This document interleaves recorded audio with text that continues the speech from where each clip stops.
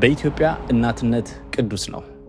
እጅግ የተዋበና የተወደደ ክስተት፣ ዓይንን በዓይን መመልከቻ፣ ትውልድን ማስቀጠያ፣ ቤተሰብን መመስረቻ። እናትነት በአንዲት ሴት ሕይወት ውስጥ እጅግ በጣም ደማቁ የሕይወት ምዕራፍ ነው። ነገር ግን ለአንዳንድ ሴቶች ወደ እናትነት የሚደረገው ጉዞ የጤና ስርዓታችን ያላለፋቸውን ብዙ እንቅፋቶችን ማለፍን ይጠይቃል። ዝም ብለን ዴሞግራፊኩን ብናየው አብዛኛው ሰው ይሄ ችግር የሚከሰትበት በገጠር ውስጥ ያለ እና የሄልዝ ኬር አክሰስ የሌለው ሰው ነው። ግን ማንም ሰው ላይ ፊስቱላ ሊከሰት ይችላል። በአዲስ አበባ ስለምትኖር አንዲት እናት ልንገራችሁ። ይቺ እናት እድሜዋ በ60ዎቹና በ70ዎቹ መሃል ይገመታል። የመጨረሻ ልጇን ራሱ ከወለደች ከ30 ዓመት በላይ ሆኗል። ሆኖም ግን ይቺ እናት የመጨረሻ ልጇን ከወለደችበት ጊዜ አንስቶ አብሯት የሚኖር የወሊድ ቁስል ጉዳት አለ። በዚሁ አዲስ አበባ ውስጥ ከ30 ዓመት በላይ ስትኖር ለዚህ ህመም ሕክምና ስለመኖሩ እንኳን አታውቅም። ፊስቱላ ማለት በመጀመሪያ በሁለት ተቀራራቢ ቦታ ላይ በሚገኙ ኦርጋኖች መካከል የሚፈጠር ክፍተት ነው። እንዲህ ያለው ከወሊድ ጋር የተገናኘ ጉዳት የደረሰባት ይቺ ሴት ብቻ አይደለችም፣ ብዙሃን ናቸው። አንድ ስሜት ይጋራሉ። ከቆሙት በታች ከሞቱት በላይ ሆነን ነው የምንኖረው ያለችኝ አንድ ሴት አለችና ይሄ በጣም ኤክስፕሌን የሚያደርገው ነው። ባለፉት 2 አስርት ዓመታት በዚች ሀገር ውስጥ የእናቶች ሞት እጅግ በጣም በከፍተኛ ሁኔታ ቀንሷል። ይህ እውነተኛና የሚያኮራ ለውጥ ነው። የጤና ስርዓታችን በመስፋፋቱ ዛሬ በሺዎች የሚቆጠሩ እናቶች በወሊድ ምክንያት ለሞት አይዳረጉም። ብዙ ወላጆች ጨቅላ ልጃቸውን ለመታቀፍና የመሳምን ጸጋ አግኝተዋል። አሁንም ግን ብዙ እናቶች የዚህ በረከት ተካፋይ አልሆኑ። አሁንም ብዙ እናቶች በአደገኛ ሁኔታዎች ውስጥ ያልፋሉ። ዛሬ የማወራችሁ ይህ የለውጥ ብርሃን ስላልደረሳቸውና ይህን ችግር ለመቅረፍ መደረግ ስላለበት ነገሮች ነው። ይህ አትሮን ነው። እኔ ቢንያም ነኝ። ክፍል 1 የማይታየው ቁስል። ዶክተር ጥበብ ዜና የእድሜዋን ግማሽ ያሳለፋችው በማዋለጃ ክፍሎች ውስጥ ነው። ማይ ኢንታየር አደልትሁድ የኖርኩት ያው ሚድዋይፈሪን በመስራት ሚድዋይፈሪን በመማር በማጥናት ነው። የእናቶች ጤናን በአጠቃላይ ሚድዋይፈሪን ብቻ ሳይሆን በጎንደር ዩኒቨርሲቲ ውስጥ በሕክምና ባለሙያነትና በመምህርትነት አገልግላለች። ባለፉት 2 አስርት ዓመታት ኢትዮጵያ ከ40,000 በላይ የጤና ኤክስቴንሽን ሰራተኞችን አሰልጥና በየገጠሩ ውስጥ ታሰማራ። ጥበብ ይህንን መስፋፋት በስርዓቱ ውስጥ ሆና ተመልክታለች። በዛው ልክ ገና ያልተፈቱትን ችግሮችም በተጨባጭ አይታቸዋለች። አሁንም አንዳንድ እናቶች ያለምንም እርዳታ ለቀናት በምጥ ይሰቃያሉ። አንዳንዶቹ ደግሞ እንደ ጤና ባለሙያም ሆነ እንደ እናት ፈጽሞ ሊደርስ አይገባም የምትለውን አይነት ጉዳት ያጋጥማቸዋል። ፌስቱላ። ይሄ የፊስቱላ አይነት አንደኛ የሂውመን ራይት ቫዮሌሽን ነው። ማንም ሴት ህይወትን ለማምጣት በሚደረግ ጥረት ውስጥ እንደዚህ አይነት ላይፍ ሎንግ የሆነ ኮምፕሊኬሽን ዴቨሎፕ ማድረግ የለባትም። ከዛ በላይ ደግሞ መከላከል የሚቻል ፉሊ መከላከል የሚቻል አይነት ኮንዲሽን ነው። በወሊድ ሳቢያ የሚከሰት ፊስቱላ አንዲት እናት ለሰዓታት ያለምንም ሕክምና እርዳታ በምጥ ስትቆይ የሚከሰት ነው። የህፃኑ ራስ ለብዙ ሰዓታት የእናቲቱን የውስጥ አካላት ስለሚጫናቸው የህብረ ህዋሳቱ ደም ዝውውር ይቋረጣል። በዚህም ህዋሳቱ ይሞታሉ። በዚህ ምክንያት በሽንት ፊኛና በወሊድ መተላለፊያ ወይንም በፊንጢጣና በወሊድ መተላለፊያ መሃል ቀዳዳ ይፈጠራል። ስለዚህ ኖርማል ኮርሱን ተከትሎ ሳይሆን ሽንት የሚፈሰው በማህፀን ኮንቲኒስሊ የመፍሰስ ነገር ወይም ደግሞ ከፊንጢጣ ጋር ከተገናኘ ደግሞ የሰገራ መውጣት ይሆናል ማለት ነው። እንግዲህ ዝም ብለህ ስታስበው እዚህ ሩም ውስጥ ያለነው ሰዎች አሁን ሰምባዲ ዝም ብሎ ለምሳሌ የሽንት መፍሰስ ኮንትሮል የማያደርገው ቢያጋጥመው እና ለተወሰነ ሰዓታት እዚህ ሩም ውስጥ ቢቆይ ምንም ይሆን ይመስላል? ሽታ ይፈጥራል። ስለዚህ እነዛ ሰዎች ደግሞ ይሄ የዴይ ቱ ዴይ ስቶሪያቸውን በየጎዳናው፣ በየአውቶቡሱ፣ በየመንገዱ፣ በየቤተ ክርስቲያኑ፣ በየገበያው በሄደችበት ሁሉ ይህ መፍሰስ አይቆምም። በዚህ ችግር ውስጥ ያለች አንዲት እናት የቀዶ ጥገና ሕክምና እስክታገኝ ድረስ ይህ ክስተት በሕይወቷ ሁሉ ይከሰታታል። የሕክምናው ዓለም ይህንን ችግር እንዴት መፈታት እንዳለበት ቀድሞ ደርሶበታል። እንግዲህ እንዳልኩህ አሁን ባደጉት ሀገራት ውስጥ ኦብስቴትሪክ ፊስቱላ ኦልሞስት አይታወቅም በሚባል ደረጃ ነው ያለው። የለም ግን ይሄ ነገር ከ100 ዓመታት በፊት ወደዛ ሄደህ ብታየው እነሱም ጋር ችግር ነበረ። እኛ ይሄ በሎይን ሚድል ኢንካም ካንትሪስ የሚባሉት ጋር ግን ስቲል ይሄ ፕሮብለም አለ። ጥበብ እንደምትለው በቅርቡ ሌላ የፊስቱላ አይነት እየጨመረ መጥቷል። ይሄኛው ፊስቱላ በቤት ውስጥ ያለ እርዳታ በመውለድ የሚመጣ ሳይሆን በራሱ በሕክምናው ሂደት ውስጥ ሊከሰት የሚችል ነው። በቀዶ ጥገና ወይንም በረዳት መሳሪያዎች በታገዘ የወሊድ ወቅት እንዲህ አይነቱ ችግር ነፍሰ ጡሯን ከአደጋ ሊከላከላት በተሰራ የማዋለጃ ክፍል ሳይቀር ሊከሰት እንደሚችል መስማት አሳሳቢም አስጊም ነው። እዚህ ጋር ወሳኙ ጥያቄ እያንዳንዷ እናት ስለዚህ አደጋ ቀድማ ማወቅ እንድትችል የሚረዳትን ግንዛቤ ለማግኘት የሚያስችላት በቂ አጋጣሚ ወይንም አማራጭ አለ ወይ የሚለው ነው። ክፍል 2 ከቆሙት በታች ከሞቱት በላይ። የጥበብ ጥናት በማህበረሰብ ውስጥ ያለውን እውነታ እንድትዳስስ ረድቷታል። የጥናቷ ዋና ዓላማ የነበረው ከፊስቱላ ጋር የምትኖር እናት በማህበረሰብ ውስጥ ምን እንደሚያጋጥማት ለመረዳት ነበር። አንዲት በፊስቱላ የተጠቃች እናት የሰውነቷ መቁሰል የመከራዋ ሁሉ መጀመሪያ ብቻ ነው። ብዙውን ጊዜ ፊስቱላ በሚያስከትለው ረጅም ምጥ ምክንያት ሕፃኑ ሳይወለድ ስለሚሞት እናቲቱ ከምጡ የምትነቃው በረጅም ህመምና ባልተወለደው ልጇ ሐዘን ታጅባ ነው። ጥበብ ቀጥሎ ያገኘችው አካላዊ ጉዳትን ብቻ ሳይሆን መንፈሳዊ ስብራትንም ነው። እነዚህ ሰዎች ከቤተሰቦቻቸው ይገለላሉ። ከስቶሪያቸውም እንደሰማሁት እስከ እንስሳት መኖሪያ ውስጥ እስከ መግባት ድረስ በቃ የሆነ እንግዲህ የመገለሉ አማውንት ከእንስሳት መኖሪያው ጋር ሰዎቹን አድርጎ የሆነ የተወሰነ ሰዓት ምግብ እየሰጡ እንደሌለ እስከ መቆጠር። ይህ የሚሆነው ህመሙ ስለሚተላለፍ አይደለም። ይልቁንም ስለ ህመሙ ባለ የተሳሳተ ግንዛቤና በሰውነት ቁስሉ ሳቢያ በሚከሰት የሰውነት ጠረን ሴቲቷን ከነበራት የማህበረሰብ ግንኙነት ሁሉ ስለሚነጥላት ነው።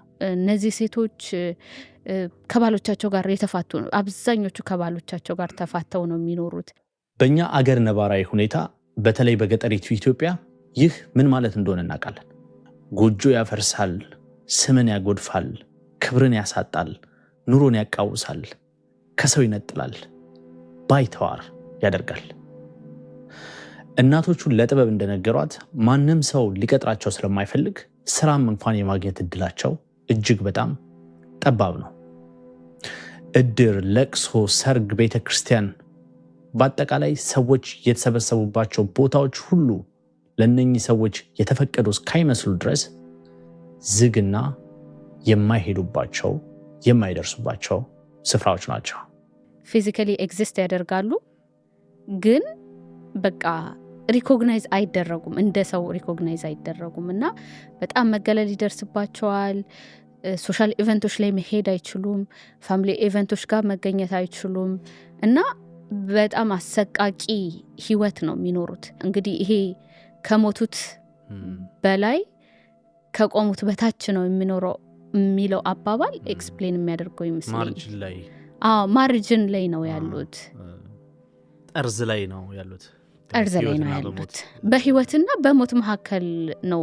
ከዓይን የራቀ ከልብ ይርቃል እንደሚባለው አንዲት እናት በዙሪያ ባሉ ሰዎች ተገፍታ ከተሰወረች የጤና ባለሙያዎች እንዴት ሊያገኟት ይችላሉ? ይህ እንግዲህ ህመሙን በሕክምና ለማዳን ያለንን ተስፋ ያቀጭጨዋል። ክፍል 3 ጊዜ መዘግየት። ዶክተር ጥበብ አንዲት እናት ሕክምና ለማግኘት በምታደርገው ረጅም ጉዞ ውስጥ የሚያጋጥሟትን ውጣ ውረዶች መዝግባለች። ሴቶች ከመጀመሪያው ወደዛ ለመሄድ አይነሳሱ። ከዛ በኋላ ደግሞ ለመሄድም ወስነው ደግሞ መንገድ ሲጀምሩ የመንገድ እጥረት ደግሞ አለ። ይሄ ውሃ ይሞላል፣ መኪና ላይ ያገኙ ይችላሉ። ምጥ ሲጀምራቸው የሚወስዳቸው ሰው ሊጠፋ ይችላል። ስለዚህ በመንገድ ላይ እንዳለች ብዙ ቀን ልትቆይ ትችላለች። ትራንስፖርት ችግር አለ፣ የትራንስፖርት ችግር አለ፣ የመክፈል አቅም ችግር አለ። ብቻ ከትራንስፖርት ጋር በተያያዘ በመንገድ ላይ ደግሞ ምጡ ሊረዝም ይችላል። ሶስተኛው ደግሞ ሆስፒታል ከመጣች በኋላ ኳሊቲ ያለው እና ታይምሊ የሆነ ሰርቪስ እንደሱ አይነት ሰርቪስ ያገኛሉ ወይ የሚለው ደግሞ ሌላ። እነዚህ እንግዲህ the3 delays የምንላቸው ነው። delay in seeking care, delay in reaching care and delay in receiving care እንላቸዋለና እነዚህ ዲሌዎች ሁሉ ኮዝ ሊሆኑ ይችላሉ። ለፌስቱላ የሚጋለጡ አብዛኞቹ እናቶች በእንደዚህ አይነት መዘግየት ውስጥ የሚያሳልፉ ናቸው። ባልሰለጠኑ እጆች ተስፋ ያደርጋሉ። በቤት ውስጥ ከቤተሰብ ጋር ምጥም መጋፈጥ ይኖርባቸዋል። ወይንም ደግሞ እናቶቻቸው በሄዱባቸው መንገዶች ደግሞ ለመሄድ ይገደዳሉ። በዚህ መሃል ጊዜው ይሮጣል። ወደ ሕክምና መሄድ እንዳለባቸው ውሳኔ ላይ ሲደርሱ ምናልባት ጊዜው ረፍዶ ሊሆን ይችላል። በጊዜ ወደ ሕክምና ተቋም ደርሰው ቢሆን ኖሮ ምናልባት ፊስቱላ ላያጋጥማቸው ይችል ነበረ። የጤና አገልግሎት ተደራሽነት ማለት ክሊኒኩ በአቅራቢያ መኖሩ ብቻ ማለት አይደለም። ይልቁንም እናቲቱ ወደ ክሊኒኩ በሰዓቱ መድረሷን ማረጋገጥ ማለት ነው። ኢትዮጵያ ለፌስቱላ ተብለው የተቋቋሙ የህክምና ማዕከላት አሏት። የሀገር ባለውለታ የሆኑት ዶክተር ካትሪን ሃምሊን ከ60 ዓመታት በላይ በዚች ሀገር የፌስቱላ ህክምና መረብ ሲዘረጉ ቆይቷል። ዛሬ የአዲስ አበባ የፌስቱላ ሆስፒታልና 5 የክልል ማዕከላት የነፃ ቀዶ ጥገና አገልግሎት ይሰጣሉ። ባለፈው ዓመት ብቻ ከ4000 በላይ ቀዶ ጥገናዎችን አከናውነዋል። ሆኖም እዚህ ጋር አንድ ትልቅ ተቃርኖ አለ። አንድ ሰው ሪሰርችን እዚህ ላይ ነው የምሰራው ስለው እንዴ ፊስቱላ ስቲል ኢትዮጵያ ውስጥ አለ እንዴ ብሎ ጠይቆኛል። እናቶቹ ብቻ አይደሉም ካይኔ ራቁት፣ ችግሩ ራሱ ስለመኖሩ በአግባቡ አልተገለጸም። በኢትዮጵያ 4ቱም አቅጣጫዎች ከ40,000 በላይ የጤና ኤክስቴንሽን ሰራተኞች ይንቀሳቀሳሉ። በወረቀት ላይ 97% የሚሆነው የአገራችን ክፍል እነዚህን ባለሙያዎች አግኝቷል። ይህ ማለት በየቀበሌው 2 የጤና ኤክስቴንሽን ሰራተኞች አገልግሎት ይሰጣሉ። ሆኖም ግን የፌስቱላ ህመምተኞች ከነዚህ ባለሙያዎች ጋር በጉርብትና ቢኖሩም እንኳን እንደዋዛ የሚታለፉበት እድል እጅግ በጣም ከፍተኛ ነው። እነዚህ ሰዎች እንደነገርኩ በጣም ፋርቱሪች የሚባሉ ኤሪያዎች ጋር የሚኖሩ ናቸው አብዛኞቹ። ያው በከተማ ውስጥም ቢኖሩም አንዲት የጤና ኤክስቴንሽን ባለሙያ በየቤቱ ቢያንስ በወሩ ትዞራለች። ስለ ንጽህና፣ ስለ ጽንስ፣ ስለ ህፃናት ጤንነት፣ ስለ ብዙ ነገር ታማክራለች፣ ትጠይቃለች። ሆኖም ግን ስለ ፊስቱላ እንድትጠይቅና እንድታማክር ያሰለጠናት ማንም ሰው የለም። ህመሙ ያለባት እናት ደግሞ በባህላዊ ማግለል የተነሳ ልትሸማቀቅ፣ ምናልባትም ራሷን ልትደብቅ ትችላለች። ከዛም አልፎ በቤተሰቧም ልትደበቅ ትችላለች። በዚህ መሃል ባለሙያዋና ህመምተኛዋ ይተላለፋሉ። ከዚህ ሁላ የሚያልፍ ሰው አለ ማለት ነው። የማይታይ ሰው አለ ማለት ነው። ወይ ደግሞ የማይናገር ችግሩ የማይናገር የሚደብቅ። ግን ስፔሲፊካሊ ደግሞ ስለ ፊስቱላ በተያያዘ እነዚህ የጤና ኤክስቴንሽን ወርከሮች ያው ስለ ፕሬግናንሲ ነግሬያለሁ፣ ግን ፖስት ፓርተም ላይ ክትባት ላይ እንደሚሰሩ አውቃለሁ። ስፔሲፊካሊ ግን ፊስቱላን በተመለከተ መስራታቸውን እርግጠኛ አይደለሁ። እኔም አንደኛው ዲስከሽን ላይ የጻፍኩት ነገር እነዚህ ሄልዝ ኤክስቴንሽን ወርከሮችን በፊስቱላ ትሬን ማድረግ በፊስቱላ አይደንቲፊኬሽን ብቻ ሳይሆን ኢቨን ሪሃቢሊቴሽን ላይ ኢንቲግሬት አድርገው እንዲሰሩ ማድረግ የሚለውን ነው ለአንድ ሪኮሜንዴሽን የጻፍኩት። ክፍል 4 የተዘነጋሽበት ግብዣ። በምጥ ላይ ያለች እያንዳንዷ እናት በጊዜው ወደ ሕክምና ማዕከል መድረስ ከቻለች፣ ደርሳም በአፋጣኝ እርዳታ ማግኘት ከቻለች የፊስቱላ አደጋ በእጅጉ ይቀንሳል። የጥበብ ጥናት የሚነግረን ይሄንን ነው። የሕክምና ተደራሽነት ሁሉንም ነገር ይቀይራል። ነገር ግን ሁሉም እናቶች የሚያጋጥሟቸው መሰናክሎች ተመሳሳይ አይደሉም። ለምሳሌ ለአካል ጉዳተኛ እናቶች ችግሩ ፈተናው የሚጀምረው ከመጀመሪያው ነው፣ ገና እርግዝናው ከጀመረበት ጊዜ። ዶክተር ዳዊት ገበየው የተወለደው ጎንደር ነው። በክሊኒካል አዋላጅነት በሁመራ የመጀመሪያ ደረጃ ሆስፒታል አገልግሏል። በዚያ ጊዜ ብዙ የአካል ጉዳተኛ እናቶችን የማገልገል እድል ነበረው። የጤና ተቋማቱ እነዚህን ሰዎች በአግባቡ ለማስተናገድ ቢጥሩም ብዙ ችግሮችና ጉድለቶች እንዳሉባቸው ዶክተር ዳዊት በልምድ በቅርበት ያውቀዋል። ካለኝም ልምድ የተነሳ ሪሰርች ላይ ሳይ ኢትዮጵያ ውስጥ በተለይ ገጠር አካባቢ ላይ የእነዚህ እናቶች የአካል ጉዳተኛ እናቶች የእናቶችን ጤና እንዴት እንደሚጠቀሙ ጥናት የለም። እንግዲህ በሚድዋይፍ ስሰራ የገጠሙኝ እናቶች አሉ። አይነ ስውራን፣ መስማት የተሳናቸው እናቶች ገጥመውኛል እና የጤና ተቋማት ያላቸውን አቅም ከልምድም አንጻር ለአካል ጉዳተኛ የሚሰጡትን አገልግሎት አቅማቸውንም እውቀቱ ስለነበረኝ እሱን ለማጥናት ተነሳሳው። ዳዊት በጎንደር ገጠራማ አካባቢ የሚኖሩ 12 የአካል ጉዳተኞችን ባካተተበት ጥናቱ እነዚህ ሰዎች በጤና ተቋማት ከሚያጋጥሟቸው ችግር ባለፈ በማህበረሰባቸው ውስጥ የሚያጋጥሟቸውን ፈተናዎችና ጫናዎች ለመረዳት ገጠር ድረስ ሄዶ ነበር። ለእነዚህ እናቶች እንዳልከው አንተም እንዳነሳው የማህበረሰቡ ጫና እጅግ በጣም ከባድ ነው። በእኔ ጥናት ላይ ያገኘሁት እሱ ነው። እናቶቹ ለምን፣ እንዴት፣ በምን ሁኔታ ረገዝሽ፣ ማን ሊያሳድግላት ነው፣ ሰውነቷ አካሏ ላይ ያለው ጉዳት እናት መሆን ያስችላታል የሚል ጥያቄ፣ ሐሜት፣ አንዳንዴ ራሱ በአካባቢያቸው ላይ የተለየ ሰዎች የተለየ መሳቅ የማሾፍ አይነት ነገር አሳይተውናል፣ ያሳዩናል። ይህ በጣም ለእኛ ከባድ ነው። እስከ ማልቀስ ደረጃ ድረስ የደረሱ እናቶች ነበሩ በጥናቴ ላይ። ልክ አንድ አካል ጉዳተኛ ሴት እናት የመሆን ምንም መብት የሌላት ይመስል አንዳንድ እናቶች ምን ይላሉ? እርግዝና እስከ ወልድ ድረስ ባለው ጊዜ ውስጥ እቤቴ ባልወጣ ሰው ባያይ።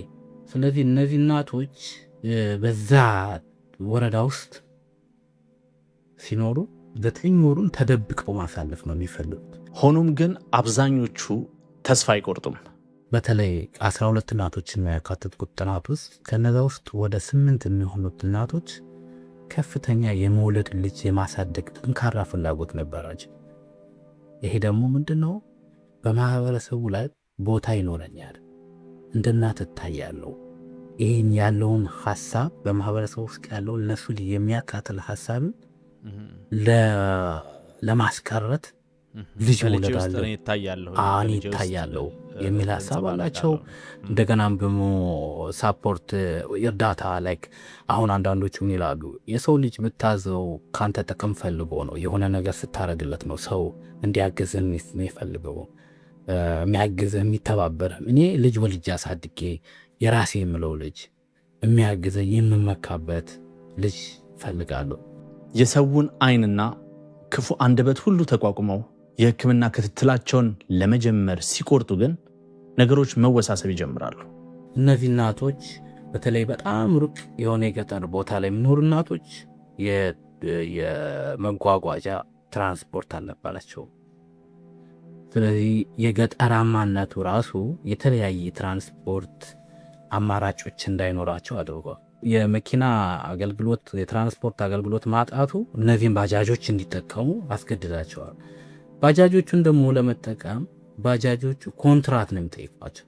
ኮንትራት ማለት ከተካለው ከሚወስዱበት ሂሳብ በላይ ነው የሚጠይቋቸው እና እነዚህ የበለጠ ውድ ናቸው እና እነዚህ እናቶች ይህንን ነገር መክፈል አይችልም። ስለዚህ ያላቸው አማራጭ ምንድን ነው? በእግራቸው መሄድ።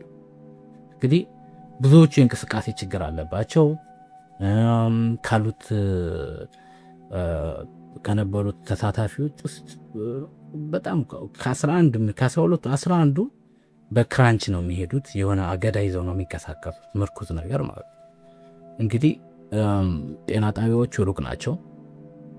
በጣም በማይመች መንገድ ነው። የተጠረገ መንገድ የለም፣ አስፋልት የለም፣ ኮብልስቶኖች የሉም። ኮብልስቶን ነው አስፋልቶች የሉም። ወጣ ገባ ያላቸው እኔ ለዳታ ለመሰብሰብ ራሱ ቤታቸው ሲሄድ አይቼዋለሁ። መንገዱ በጣም አስቸጋሪ መንገድ ነው እና እንዴት ብለው ሄዱ ወደ ጤና ጣቢያ በዛ ሁኔታ? እናቶቹ እያነሱ ነበር። አንዳንዱ እናቶች በዚህ በመንገድ አለመመቻት ምክንያት የመውደቅ አደጋ ደርሶባቸዋል። እንግዲህ አካል ጉዳተኝነቱ አለ። እርጉዝ ሲሆኑ ደግሞ እርግዝና ራሱን የቻለ የአካላዊ ለውጥ ይኖረዋል። ማለት መራመድ አካል ጉዳት ያለበት እግር ላይ ከፍተኛ ተጽዕኖ ያደርጋል። ስለዚህ ይህንን አካሄዱ በተለይ ክረምት ላይ ጭቃ ምናምን በሚኖር ሰዓት የመውደቅ አደጋ ድረስ ይደርስባቸዋል። መንግስት በመላው ሀገሪቱ በአብዛኛው አምቡላንሶችን አሰራጭቷል። ሆኖም ግን አምቡላንሶቹ በቂ አይደሉም። ቢኖሩም እንኳን በአብዛኛው የሚውሉት ለአስቸኳይ ጊዜ እንጂ እያንዳንዷ እናት ለሚያጋጥማት እያንዳንዱ የሕክምና ክትትል ሊውሉ አይችሉም። በመንግስት ተቋማት ውስጥ ከሚወልዱ እናቶች ግማሹ ያህል እንኳን ይህንን የአምቡላንስ አገልግሎት አያገኙም። የማወራላችሁ አንዲት በዱላ ተደግፋ ወይንም በክራንች ታግዛ ምናልባት በዊልቸር ተጭና ካልሆነም ደግሞ በእጅና በእግሯ እየዳች ስለምትራመድ ነፍሰ ጡር ነው። በዚህ አይነት ሁኔታ ውስጥ ያሉ እናቶች በማህፀናቸው የተሸከሙትን ውድ ነፍስ የጓጉለትን የአብራክ ክፋይ ወልዶ ለመሳም ክትትል ማድረግ ግድ ይላቸዋል። እናም መንገድ ባይኖርም መንገድ ይወጣሉ። መገለሉን፣ አሽሟጣጩን፣ አስቸጋሪውን የትራንስፖርትና የመንገድ ሁኔታ ሁሉ አልፈው በመጨረሻም ከሕክምና ባለሙያ ፊት ይቆማሉ። ነገር ግን ሌላ ተግዳሮት እንደሚያጋጥማቸው አያውቁ። ከፍተኛ የሆነ ረጅም ሰልፎች ይጠብቋቸው። እነሱ ደግሞ ምንድነው ተዳፍተው ካርድ አውጥተው ወደሚታዩበት ክፍል ለሚሄዱ። ስለዚህ እዛ ላይ ለእነሱ ቅድሚያ የሚሰጥበት አሰራር የለም። ከሰልፉ ባሻገር ከጤና ጣቢያ ሰራተኞች፣ ከነርሶች፣ ከሚድዋይፎች የሚደርስባቸው የአመለካከት ችግር አለ። እነዚህ እናቶች ምንድን ነው እንዴት ልትወልድ ነው ምን ያደርግልሻል ልጅ የሚል አመለካከት ይገጥማቸዋል። አንቺ ራስሽን ሳትቺ እንዴት ነው ልጅ የምትወልጂው የሚል አይነት የአመለካከት ችግር አለ። ይህንንም ሁሉ ያልፋሉ በከባድ ትዕግስት፣ ምናልባትም በቁጭት እና በብዙ እንባ፣ በባይተዋርነት ለጉዳታቸው በማይመቹ ወንበሮች ላይ ቁጭ ብለው ይጠብቃሉ። ለጥያቄዎች ሁሉ መልስ እንዲሰጡ ይጠበቅባቸዋል። በዚህ ሁኔታሽ ልጅ ቢቀርብሽስ? ለመሆኑ አባቱን ታውቂያለሽ? ትዕግስትን የሚፈታተኑ ልብን የሚያደሙ በጣም አስከፊ ጥያቄዎች። ባለሙያዎቹ ክፋት አስበው ላይሆን ይችላል። ነገር ግን ጥያቄዎቹ ከስነ ምግባር ያፈነገጡ ናቸው፣ መብትንም ይጋፋሉ። እናም ችግሮችን ሁሉ ተጋፍጣ የመጣች አንዲት እናት የማትገፋው ከባድ የስነ ልቦና ጥያቄ ውስጥ ፈተና ውስጥ ትወድቃለች። በራንዷ እናት አስታውሳለሁ። በእርግዝና ሰዓት የደም ግፊቷ ጨምሮ በየጊዜው እየሄደች ደም ግፊቷን ትከታተል ነበርና የሆነ ጊዜ አንድ ጤና ባለሙያ ከፊቴ ላይ በር ዘጋብኝ። ያኔ ያለቀስኩት እንባ እኔ አይረሳኝም እያለች ነበር ነው። አንዲት አካል ጉዳተኛ ነፍሰ ጡር ከፍተኛ የጤና እክል ገጥሟት ሳለ የሚሰጣት ምላሽ እንዴት በር መዝጋት ሊሆን ይችላል? የተሳሳተ ግንዛቤ፣ በቂ እውቀትና ስልጠና አለመኖር፣ ወይስ አድሎ እና ማግለል? አንዱ ወይም ሁሉም ሊሆኑ ይችላሉ። ሆኖም ግን ይህ የሚያጋጥማቸው እናቶች አንድ ሳይሆኑ እልፍ ናቸው። አሁን አንድ እናት ዊልቸር የምትጠቀም እናት ነበረች እና በዊልቸር እየተገፋች ከደረሰች በኋላ ወደ ክትትል ክፍል ወይም ካርድ ክፍል የምታወጣበት ክፍል ላይ ለመድረስ እንደዚህ ተሸክመዋል። በሁለት በሶስት ሰው ነው እንግዲህ ያን ደረጃ የሚያስወጣት ማለት ነው። ስለዚህ አሰራር የዚህ አማራጭ ለዊልቸር ተጠቃሚ አማራጭ እንትኖች የሉም፣ ማሳለፊያ መንገዶች የሉም። ሌሎችም እንደዚህ ክራንች ይዘው የሚሄዱ ላይክ በአንድ እጃቸው ክራንች ይዘው በአንድ እጃቸው እንዲህ ተደግፈው የሚወጡበት ምንድነው ሃንድ ሬልስ ነው የሚባሉት መሰለኝ እና የእጅ መያዣዎች የላቸውም ጤና ጣቢያዎች።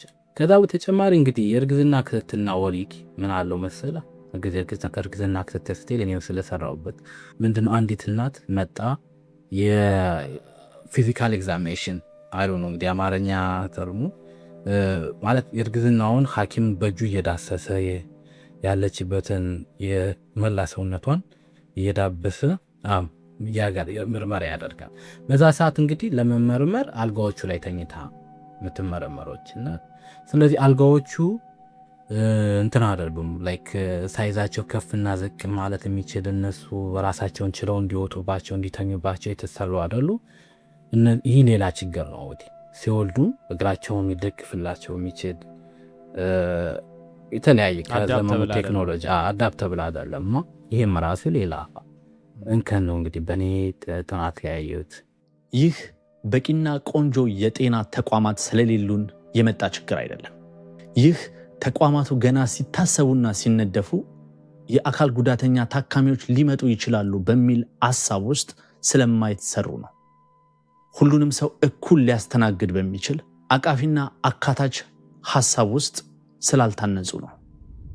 ጤና ጣቢያዎቻችንን በረጃጅም ደረጃዎችና በጠባብ በሮች፣ ፍጹም ምቹ ባልሆኑ ሽንት ቤቶችና አድካሚ አስተዳደራዊ ውጣ ወረዶች እንዲሁም ስለ አካል ጉዳት በቂ ግንዛቤ በሌላቸው ባለሙያዎች አዋቅረን ስናበቃ አካል ጉዳተኞች ጤና ጣቢያዎችን የመጎብኘት ልምድ የላቸውም ስንል ምንኛ ስላቅ ነው። ክፍል 5 የመፍትሄው አቅጣጫ። ሁለቱ ተመራማሪዎች ጥበብና ዳዊት ከተለያየ የጥናት አቅጣጫ ተነስተው ወደ አንድ መዳረሻ ደርሰዋል። ጥበብ እጅግ የተዘነጋን ጉዳይና ከጤና ስርዓታችን እይታ የራቁ የፊስቱላ ህሙማንን አናግራለች። ዳዊት ደግሞ የጤና ተቋሞቻችን በምቾት ሊያስተናግዷቸው ያልቻሏቸውን አካል ጉዳተኛ እናቶችን ህይወት ዳሷል። የጤና ስርዓታችን በጥሩ መሰረት ላይ የቆመና ችግሮችን ለመቅረፍ የሚችልበት መሰረታዊ ስሪት ያለው እንዲሁም ትልልቅ ውጤቶችን ያስመዘገበ እንደሆነ ይታወቃል። ጉድለቶችን ቶሎ ለይቶ ለመቅረፍ የሚያስችል ልምምድ ውስጥ ያለፈ እንደመሆኑ ችግሮችን ቶሎ ለመፍታት የሚያስችለው በቂ አቅም ስለመገንባቱ አያጠራጥርም። ከዚህ አኳያ እነዚህ ሁለት ተመራማሪዎች ያስመዘገቧቸውን ውጤቶች እንዲሁም ያሳዩትን የመውጫ መንገድ ተከትሎ መፍትሄዎችን ማፈላለግ እጅግ በጣም አስፈላጊ ይሆናል ማለት ነው። የፊስቱላ ትሪትመንት እሱን ከመከላከል ጋር ብናወዳድረው ትሪትመንቱ ብዙ ነው። ስለዚህ ሰዎች በመጀመሪያ እንዳይከሰትባቸው ማድረግ ነው ቤስት ስትራቴጂ። ከዛ ግን ከተከሰተ በኋላ ወደዚህ አምጥቶ እንዲታከሙ ማድረግ በጣም አስፈላጊ ነው። ይህ እንዲሆን ደግሞ ለማህበረሰቡ ቅርብ የሆኑ የጤና ባለሙያዎች ስለ ፊስቱላ በቂ ግንዛቤ ሊኖራቸው ያስፈልጋል። ስለ ችግሩ በአግባቡ ካልተረዱ ለመፍትሄው ዋና ተዋናይ ለመሆን ያዳግታቸዋል። አካል ጉዳተኞችንም በተመለከተ ተመሳሳይ ነው። ዳዊት ቃለምልልስ ካረገላቸው የጤና ኤክስቴንሽን ሰራተኞችና አዋላጆች መካከል በአብዛኞቹ ስለ አካል ጉዳተኞች አያያዝና ጤና ሁኔታ ምንም አይነት ስልጠና እንዳልወሰዱ ነግረውታል። ያየሁት ትልቁ ክፍተት ምንድን ነው? ዲሴቢሊቲ በተለየ ሁኔታ አጽንኦት ተሰጥቶ እየታየ አይደለም። በቃ አሁን ለምሳሌ ሁሉን አቀፍ ለሁሉም ተደራሽ የሆነ የጤና አገልግሎት ብሎ ይጀምርልሃል። አሁን ይሄ የሄልት ሰርቪስ ትራንስፎርሜሽን ፕላን የሚባል አሁን በመጀመሪያ ጤና ደረጃ እንግዲህ ሊድ የሚያደርግ ተብሎ የሚታሰቡ ፖሊሲ ነው። እነዚህ ፖሊሲዎች እንግዲህ እንዳልኩ በቀጠቀለ ናቸው። አካል ጉዳተኛና ቅድም ያለን የማህበረሰባዊ አስተሳሰቡን እነሱ ላይ ያላቸውን የስነ ልቦና ጫና እያንዳንዱ ነገር እንደዚህ በቃ በደንብ ስፔሲፋይ ያደረገ እንትን የለው መምሪያ ይሰጥ። እዚህ ላይ ማንሳት ያለብን ቁም ነገር አለ። ሁሉም የጤና ባለሙያዎች ታካሚዎች ላይ በር አይዘጉም፣ ፊት አያጠቁሩም፣ ስላቅንና ትችትን አይሰነዝሩም። አንዳንድ ባለሙያዎች የመርዳት ፍላጎት በማጣት ሳይሆን አካል ጉዳተኛ ታካሚዎችን በምን መልኩ ማስተናገድ እንዳለባቸው ባለማወቃቸው፣ በቂ ቁሳቁስና ምቹ ሁኔታዎች ባለመኖራቸው የተነሳ ኃላፊነታቸውን በሚፈልጉት ልክ ላይ ወጡ ይችላሉ። አንዳንድ ባለሙያዎች ደግሞ ግዴታቸውን ሁሉ አልፈው በራሳቸው ተነሳሽነት አካል ጉዳተኛ ታካሚዎችን ለመርዳት ብዙ ርቀት ይጓዛሉ። ከራስ ተነሳሽነት የመጣ ሀዘኔታ ካልሆነ በቀር ማለት ሀዘኔታ ስለ እንደ ሰው አንዲት እናት እርጉዝ በመሆኗ ምክንያት ሀዘኔታ ያስፈልጋታል። ኮምፓሽኔት ኬር የሚባላል አሁን በእናቶች ጤና ዙሪያ ላይ እና ርህራሄ የተሞላበት የጤና ስህተት አካል ጉዳተኛ ስለሆኑ ሀዘኔታ ያስፈልጋቸዋል እያልኩ አይደለም። ግን ሁሉም እናቶች የእናቶች ጤና ማንኛውም ጤና ርህራሄ ያስፈልገዋልና ከዚህ ላይ ተነስተው ለአካል ጉዳተኛ እናቶች ፋርዘር ሂደው የስነ ልቦና ሁኔታቸውን የእንዴት ትራንስፖርቴሽን የማሳለጥ ሁኔታ ለምሳሌ ወደ ጤና ጣቢያ ሲሄዱ ትራንስፖርቴሽን እንዲያገኙ የራሳቸውን አስተዋጽኦ አምቡላንሶችን ተባብሯቸው ባካችሁ ካርድ ለማውጣት ሲሄዱ ራሳቸው ሄደው የሚያወጡ ጤና ባለሙያዎች አሉ። ይህ ከግል እንትን የተነሳ ነው እንጂ እንደ ሲስተም እና እነዚህ ሰዎች ጤና ባለሙያዎች ምንድነው ችግሩ የሚሉት እውቀቱ የላቸውም። ተላካል ቁራተን የለት በግል ተነሳሽነት ብቻ የሚደረግ እርዳታ ዘላቂ አይሆንም። እድል እንጂ አሰራር ልንለው አንችልም። የማናቸውም እናት ህይወት በእድል ላይ ሊንጠለጠል ደግሞ አይገባውም። ስለዚህ በእውኑ ምን ሊደረግ ይችላል የሚለውን በጥንቃቄ ልናጤን የሚገባው ጉዳይ ነው ማለት ነው። ቅድም ያነሳናቸው ችግሮች አሉ። በጣም ጊዜ የሚፈልጉ በጣም ብዙ ግብአቶች ሪሶርሶች የሚፈልጉ ችግሮች አሉ ያዩዋቸው። በዛው ልክ ተስፋ የሚሰጡ ደግሞ በትንሽ ባጀት በትንሽ ምንድነው የማንካት ስራ መቀየር የሚችሉ ሁኔታዎች አሉ።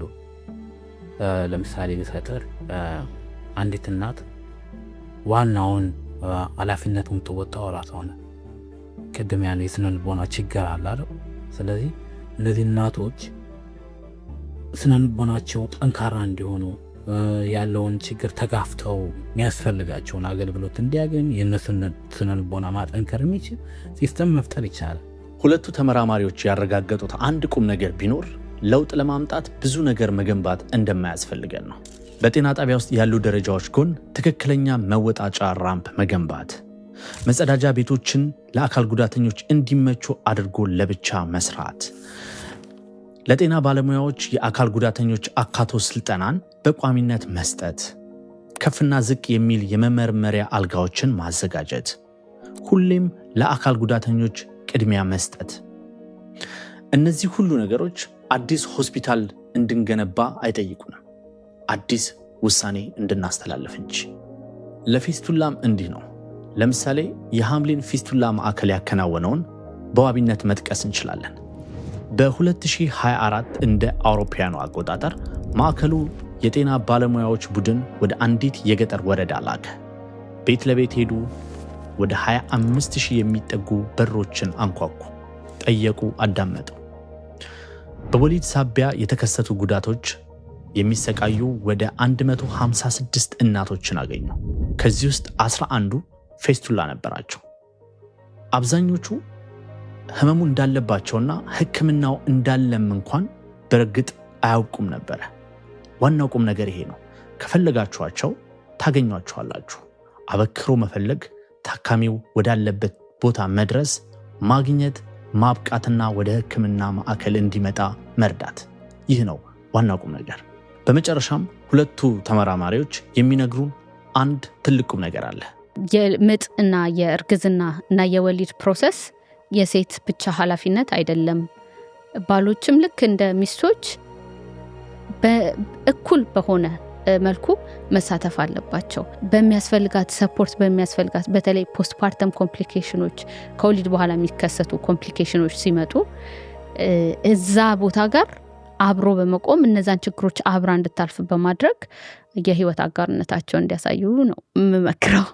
አስታውሱ፣ የመጀመሪያው መዘግየት ሕክምና ለማግኘት የሚደረገውን የመጀመሪያውን ወሳኙን ውሳኔ በሰዓቱ አለመከወን ነው። ይህ ደግሞ የሴቷ ኃላፊነት ብቻ አይደለም፣ የባሎችም ጭምር ነው። ቀደም ብዬ እንደጠቀስኩት አንዲት እናት ህይወቷን በቆሙትና በሞቱት መካከል እንደሆነ ገልጻ ነበር። ይሁን እንጂ የእሷና እሷን መሰል እናቶች ታሪክ እዚህ ጋር ብቻ አያበቃም። ከጨለማ በኋላ ንጋት አለና እነዚህ እናቶች ጠንካራ ናቸው። ጠንካራ ስነልቦና ያላቸው እናቶች ናቸው። ስለዚህ እሱን መፍጠር ነው መሰረታዊ ነገር እና ተስፋ የሚሰጠው ያነ ነገር ነው ብዬ አስባለሁ። ጥበብ ያ ጥንካሬ ምን እንደሚመስል በገሃድ አይታለች። አንዲት ሴት የነገረችኝ ታሪክ 4 ዓመት በፊስቱላ ከቆየች በኋላ ሕክምናውን አግኝታ ድና ወደ ቤቷ ተመልሳ ስራ መስራት እንደጀመረች ኢቭን ከኔ ጋር ስንገናኝ የ6 ወር ልጅ ይዛ አቅፋ ነው የመጣችውና ፊስቱላ ፔሸንቶቹ ዳኑም አልዳኑም ለሌሎች ሰዎች ደግሞ ሕክምና እንዲያገኙ በጣም አድቮኬተርስ ይሆናሉና ያ በጣም ኢንስፓይሪንግ ነው። ለእናትነት አትበቂም የተባለችው ሴት ተስፋ አልቆረጠችም። ከኖሩት በታች ነኝ ያለችዋ ወላጅ እዛው አልቀረችም። በዳገታማ መንገድ ላይ በምርኩዝ የተጓዘችው በቆሻሻ መጸዳጃ ቤት ውስጥ በዳዴ የገባችው ነፍሰ ጡር ሴት መሸነፍን አልመረጠችም። ሁሉም እጅ አልሰጡ። እንድናዝንላቸው አይደለም ፍላጎታቸው፣ ከንፈር እንድንመጥላቸው ሳይሆን መብታቸውን እንድናከብርላቸው ነው የሚጠይቁን። ልጅም ጤና እናትም ደህና እንደሚለው ማስታወቂያችን ጤናማ እናት በሙሉ ጤንነት የሚያድግ ልጅ ለማህበረሰባችን የወደፊት ተስፋና ደስታ መሰረት ናቸው። ሁሉንም እናቶች በእኩል ማከም በቂ አይደለም፣ ሁሉንም በፍትሃዊነት መድረስ እንጂ። እያንዳንዷን እናት ባለችበት ቦታ ተደብቃ እንዳትቀር፣ ለሕክምና እንዳትዘገይ፣ ለመንገድ ቅርብ የሆነችውን ብቻ ሳይሆን ያለ እርዳታ ወደ ክሊኒኩ መራመድ የማትችለውን እያንዳንዷን ነፍሰ ጡር ከግምት ማስገባት፣ ያ ነው ፍትሃዊና ተደራሽ የጤና ስርዓት። ይህ በእውነትም የነፍስ አድን ጥሪ ነው። ሰላም፣ እንዴት ናችሁ የአትሮን ቤተሰቦች? ስለተገናኘን ደስ ብሎኛል። ባለፈው 1 ወር ከግማሽ 5 የአትሮን ክፍሎችን ለእናንተ ሳደርስ ቆይቻለሁ። በዚህ ጊዜ ብዙ አስተማሪ ጥናትና ምርምሮችን እውቀትና መረጃዎችን እንዳገኛችሁ ተስፋ አደርጋለሁ። መርታችሁ ስላያችሁ ስላዳመጣችሁ በእኔ በእንግዶች እንዲሁም በመላው የአትሮን ቤተሰብ ስም ላመሰግናችሁ እወዳለሁ። አሁን ትንሽ ረፍት የምናደርግበት ጊዜ ነው ለተጨማሪ ጥናትና ምርምር። ለሚቀጥሉት ጊዜያቶች የበለጠ ጥራት ጨምረን የበለጠ ጥሩ ጥናቶችንና ምርምሮችን አካተን ወደ እናንተ የአትሮን ኤፒሶዶችን ማድረስ እንጀምራለን። እስከዛው ግን እናንተ ቻናላችንን ላይክ፣ ሰብስክራይብ፣ ሼር እንዲሁም የደውል ምልክቱን በመጫን ቤተሰብ እንድትሆኑ አትሮንን አብረን እንድናሳድግ ጠይቃችኋለሁ። በዚህ መሀል ይህንን ስለምታደርጉልን እኛ ደግሞ የበለጠ ጥራት፣ የበለጠ ትጋት፣ የበለጠ ስራ ጨምረን ቆንጆ ኮንተንቶችን በነፃ ለእናንተ ለማድረስ ቃል እገባለሁ። አመሰግናለሁ። ቸር ይግጠመን።